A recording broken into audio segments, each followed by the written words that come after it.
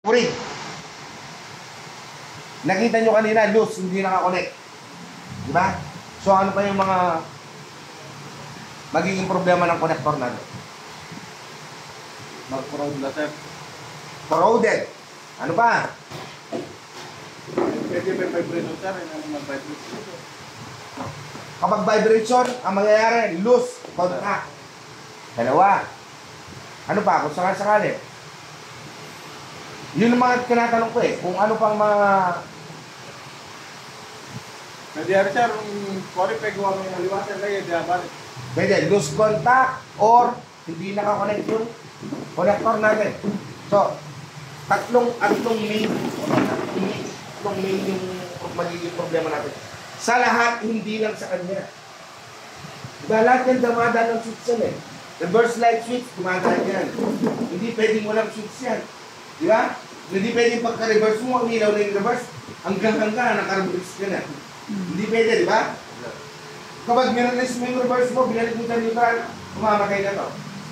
So it means, kumain siya ng switch. Meron siyang, diba, meron siyang nag-trigger, meron mag-release. So, lahat ng yan dumaan sa switch. So, pangkalahatan na, dumaan sila ng switch. Minsan sa connector ang problema natin. Diba? Nakita mo, okay, sir, ito pala, ganito. Pero, ang gusto kong makita, diba, gusto kong makita nyo yung switch on man. Mga switch on yan. Okay. Tapos, i-engage mo yung guy. I-trigger na. Sige. I-operate na. Diba? Nakalagay tayo. Brake light, no? Huwakan na. I-check mo yung metong connector. Yung sinuplayan. Check mo sa test light.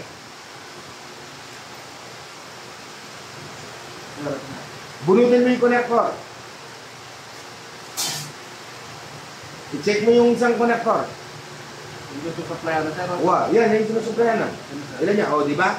Tanggalin mo yung kamay mo. Nawala. Di ba? Wala na 12 volts.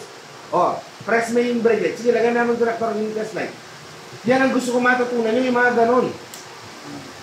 Hindi yung nakita mo, sir, okay na, nakita ko na to.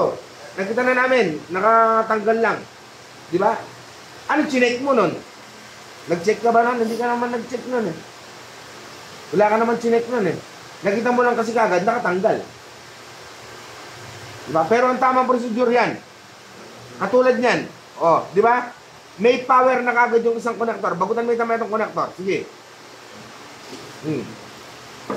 Automatic, meron na kagad yan. May live wire na siya kagad. Diba? Ngayon, ibabalik mo yon. O, tapos, wag mo, tanggalin mo yan, wag ka muna magbabalik dyan para makita mo kung may problema ang switch.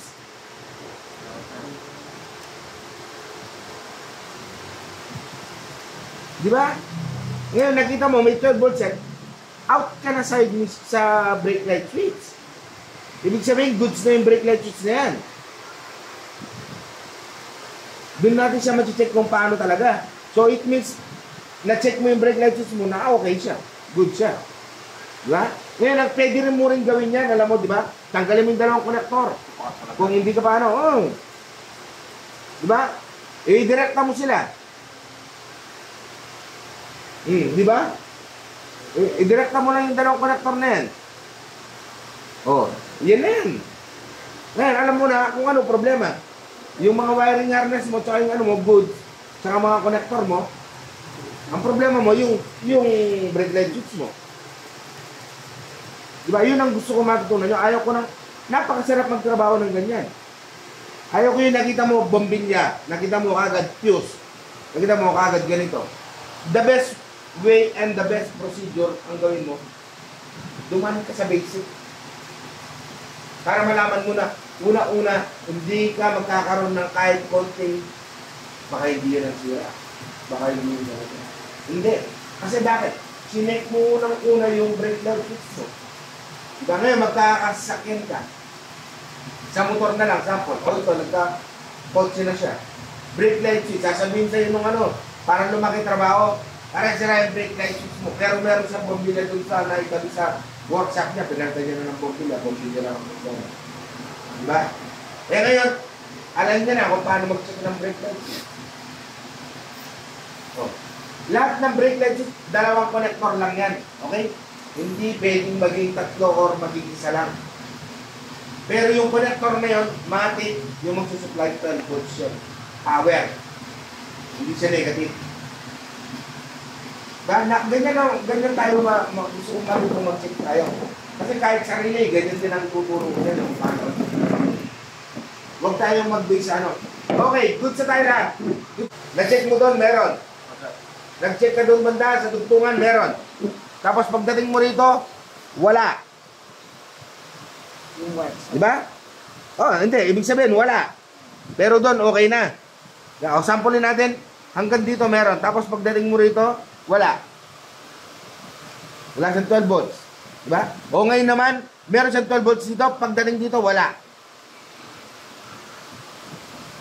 Diba? Ganun lang nag-check. Huwag muna tayong mag-base kagad ng tanggalin mo yung connector ngayon ng ng brake light. Diba? Tanggalin mo yung connector ng brake light. Lagay mo yung test light mo rito. Doon okay na yung brake light switch mo. Pati yung power. Lahat, dalawa, nagsusupply. Pagdating dito, wala kang masupply na 12 volts dito. Diba? Wala kang masupply na 12 volts dito. So, ang problema natin, wala pa dito. Ang problema natin, doon pa rin. Para hindi tayo mahiwalay, hindi tayo mahirapan. So, magiging problema natin, dito pa rin sila. Bunutin natin to. Testing ka rito, walang power. So, hanggang dyan lang tayo pupunta. So, gawin mo,